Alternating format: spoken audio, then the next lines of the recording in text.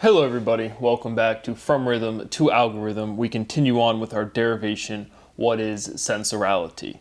So last time I put it on the screen, but from rhythm to algorithm, that is our derivation, right? Algorithm is based on rhythm, so an algorithm is derivative from rhythm. And then conversely, if we integrate algorithm, we get rhythm, just kind of relating it to the fundamental theorem of calculus, but logically it's the same thing. Moving on with our derivation. What is sensorality? Efficiency limits, and I have in parentheses, wasted space. Just the wasted part in parentheses because originally I had efficiency limits space, but in reality, like the conceptualization I have is like you're packing up to go on vacation or you're loading the dishwasher, right? So you're not limiting space, but you're limiting wasted space. And so that was the intuition I was trying to articulate, and those were the words that came out. But it's true, right? If you're packing up to go on vacation or go on a summer trip or whatever, you're going to sit back there and play Jenga with your luggage to try to be as efficient as possible. So in reality, what is the relationship of efficiency in spacing? And last time I didn't even explicitly say it, but emphasizing the difference between space and spacing. What is space to place? Sensorality senses space. I need some space. I need my personal space. Or you need room to move. Is space a location? Is location a place? Right? Location is a place. Again, just asking the questions to get your intuition around the words. Dispensing disperses. And so again, that's kind of a natural definition where the direct difference is this relationship between the R and the N of geometric linguistics, and you can clearly see you just extend the line of the R to get the N. But that is a natural definition of our axiom with direct linguistic difference. Dispensing disperses. Sensorality disperses. Dispersion spreads out. Dispersion is strewn. Now strewn all over the room. There's just clothes strewn everywhere. Sensorality is strewn out. Strewn out, strung out. Sensorality is spersionality. Dispersion diversifies. Dispersion diffuses. Sensorality is diverse. So conceptually, if you kind of notice this and you're actually following this, at first we started differentiating between sensorality and speciality, but now we're just at this fundamental point of differentiation. And so axioms don't really make sense. Sensorality contains the definition of speciality, right? Special is essential. We made that direct linguistic connection. But now we're just trying to find, again, we're just continuing our derivation, but this stabilizing syllability is going to come from fundamental differentiation.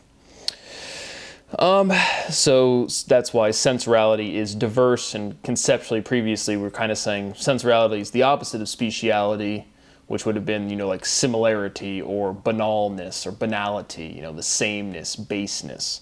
But in reality, we're just looking for the stabilized chunk of syllability. Inversion diversifies, right? If you have one thing and it needs to differentiate to diversify, right, it inverts. Sensorality versifies. Versify, verify. Sensorality verifies. Sensorality clarifies. Settlement completes. Sensorality completes. Complete theme. Those two E's are the same at the end of the word complete and the same as the word theme.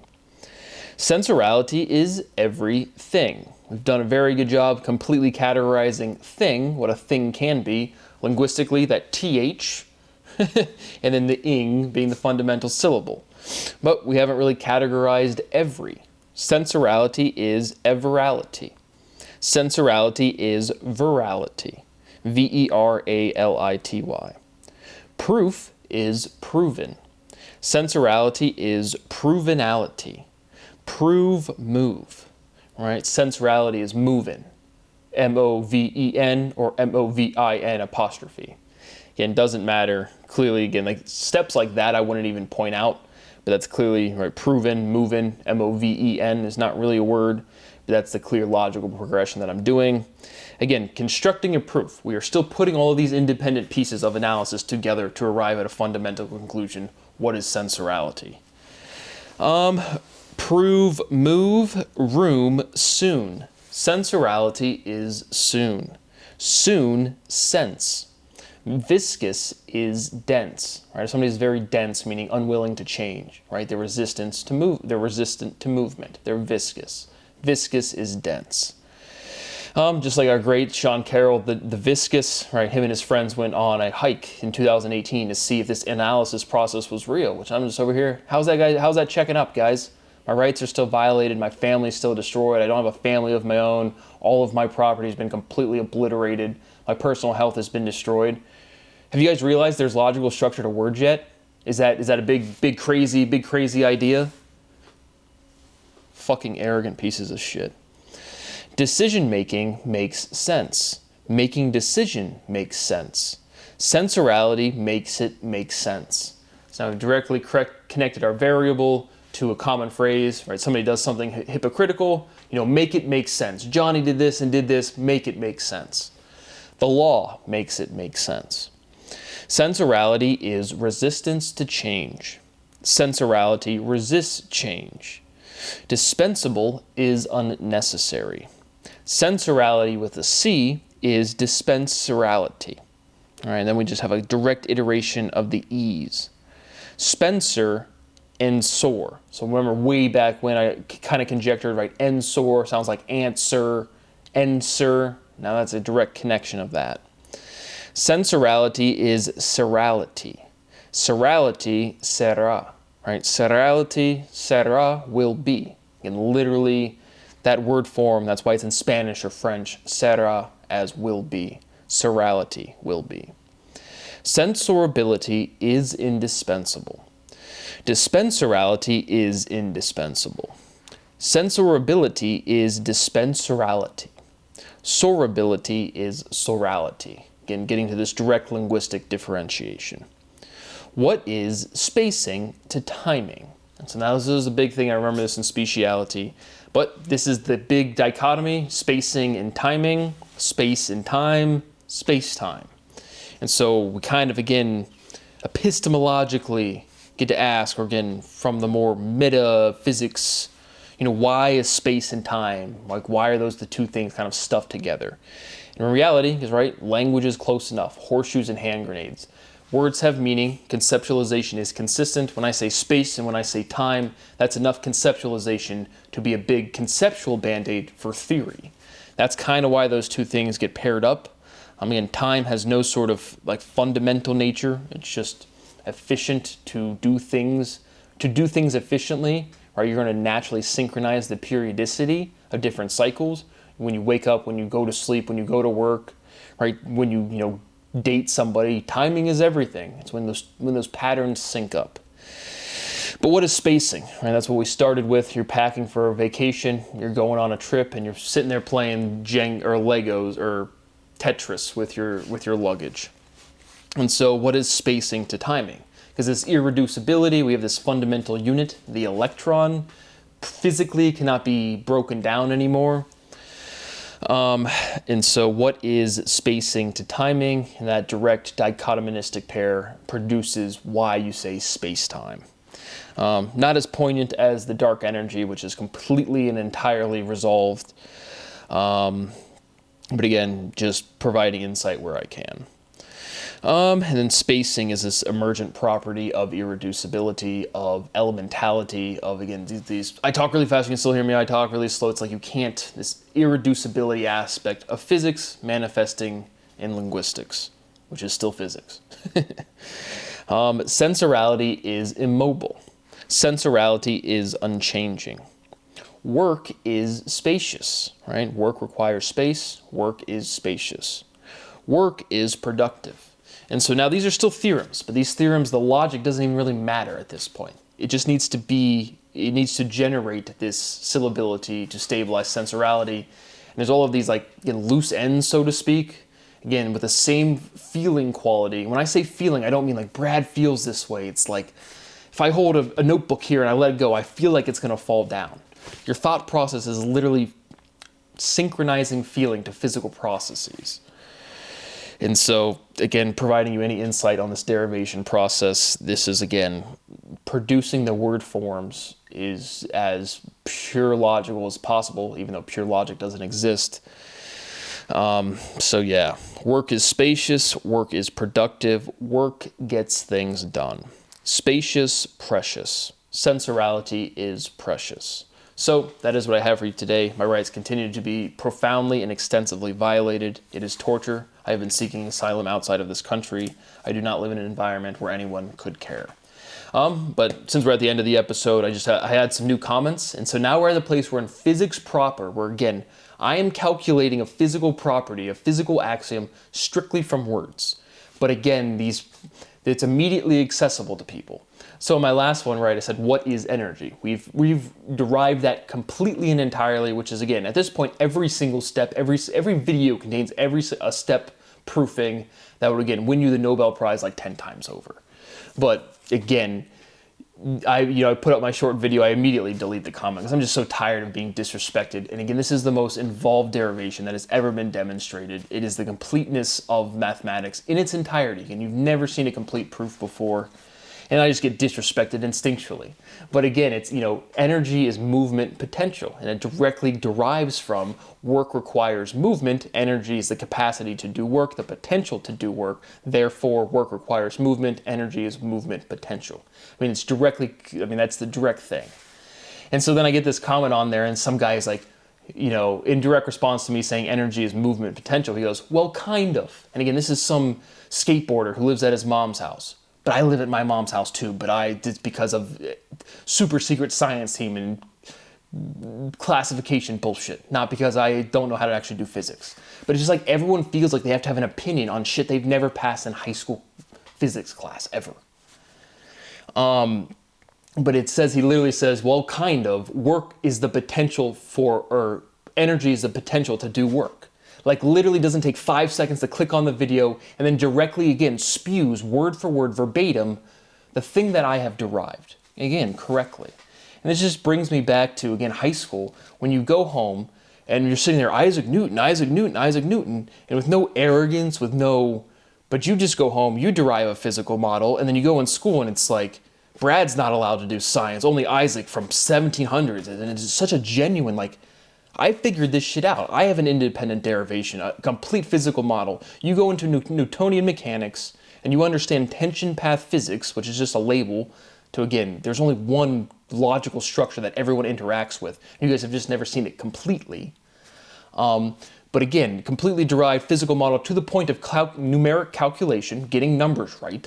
And then you go into physics class and Mrs. Scott's like, wow, this is the teacher that I said shrieked when I say you have to integrate friction because it's a variable force. And she's shrieking is the awareness that I've asked a question or point out a nuance of physical theory that's immediately true. Ah, Mrs. Scott, she gets a paycheck. Terrible, terrible human being. But it just brings me back to that where it's like, again, when you now see how much work that I do, I've done this entire process when I was a child. Everyone just steals your property, just directly steals your stuff. And it's at such an egregious, profound level, and people are just too fucking stupid to appreciate that.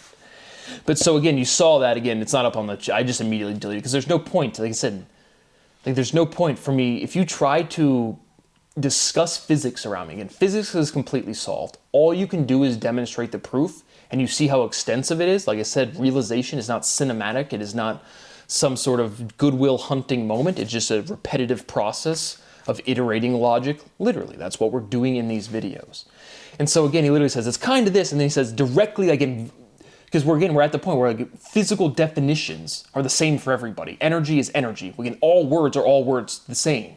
Conceptualization is consistent. But again, he literally says it's kind of, energy is movement potential. Kind of, energy is the potential to do work. And again, it's just, then he goes right back into saying, oh, well, kinetic energy is a very specific type of energy. And they just regurgitate the same, again, there are logical problems that exist in theory.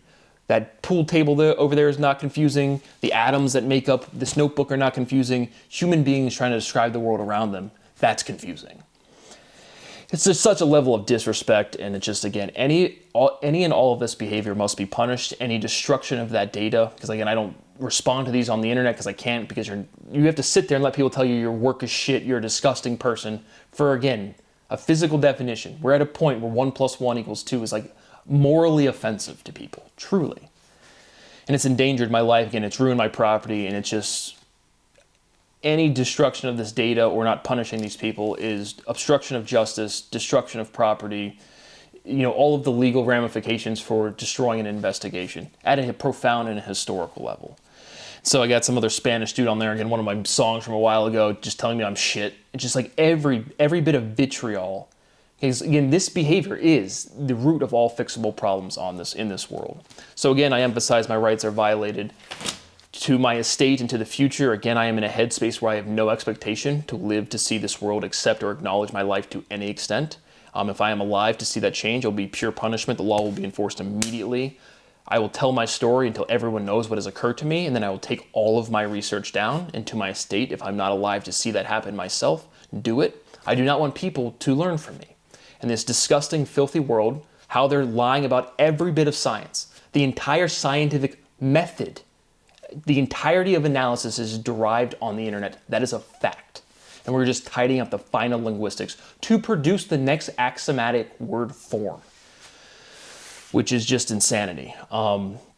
And so again, however people are lying about my entire life's work right now today, after 100 years of the entire world knowing what I've done, I want all of my research and all of my output taken away, because once I'm dead, I don't give a single fuck about any of this shit. And the only thing I care about when I'm alive is to see the people that have brutally tortured me since I have been forming memories, my entire childhood community, my entire teachers at high school, all of my professors in college, go to prison. Face consequences. They were arrogant. They wanted to compete. My old friend Tim Doon, let's compete, man. It's a competition. Okay, lose your medical license. Go to fucking prison for slandering my name, defaming my character, ruining my income potential, and being part of a fraudulent racket. So go fuck yourself. And so I want to see that happen. People have destroyed my life, and I want equality. I want justice. I want the law to be enforced. Seems pretty reasonable, but again, I don't live in a society. Michael DeWine can get on TV and say, I serve all Ohioans. Hey, dude, I'm seeking asylum. Here's the violation of my rights. Please do something. Go fuck yourself. Jim Jordan, total embarrassment of a man. Vice President Vance, total embarrassment of a man. All of these people from Ohio. I'm in Ohio. I'm in the capital city. I'm out here every single day doing work. Where the fuck are you, Michael DeWine? Where the fuck are you, Jim Jordan? Where the fuck are you, Andrew Ginther? Oh, that's right. You guys are just playing politics. Have your careers. Have your families. Talk about the law. Article 1, Section 8, Clause 8 of the United States Constitution gives me a constitutional right to this publication, to this writings and these writings and these discoveries. Where are you guys at? Oh, that's right. It's just Brad's family. Who cares if he dies without his parents ever seeing his output be recognized to any extent? Right? People get excited to see their kids get college degrees. I have never received a college degree. I've never received a doctorate. And I derive, again, the proofing quality at which I provide I would have 5 PhDs in mathematics every single day, physics every single day, linguistics every single day, like truly. But again, at the upper levels of intelligence, all of the pathetic fucking losers who go to school for 7 years to pump out 1 shitty paper, 10 shitty papers that no one ever reads, but then you can say, I have 5 publications, then you go apply to a job at the school that's stealing from all of me, and you guys are just the most privileged and disgusting people that have ever walked. So you can see that on my comments throughout my YouTube. Again, the only reason that I don't respond is because I can't, because YouTube's a bunch of fucking pussies. And then, again, I just have such a boatload of work sitting up there that it's like there's no, again, I don't post any of these videos like having any expectation to be able to speak freely. Again, about being tortured. This is also legal documentation, not just scientific derivation. But again, I have no quality of life. I have no capacity to have law enforcement. I have no ability to articulate the crimes being committed against me without the direct awareness that I could be blamed victim, meaning they could delete my YouTube channel. They could just say, oh, he said a swear word. He's abiding by our community guidelines. I'm over here suffering grave bodily harm in direct violation of constitutional law. And I'm genuinely like, can I record science? Because YouTube, I swear. I mean, it's truly such a profundity of disgusting bullshit that I just want to get in the future, tell my story till everybody knows what has been done to me, and take all of my personal demonstration of research out of this world and watch these fucking idiots stumble around like nothing. Don't let the future generations learn from my work. Punish the people that have committed crimes. And however they're stealing my research right now today, because again, all I've asked for this entire time was a small amount of money to live with some quality of life, and the answer is no. But I'm going to be tortured until I'm dead. There's nothing I can say, there's nowhere I can go, and there's no one I can call. That is what I have for you tonight. Thank you for watching. See you on the next one.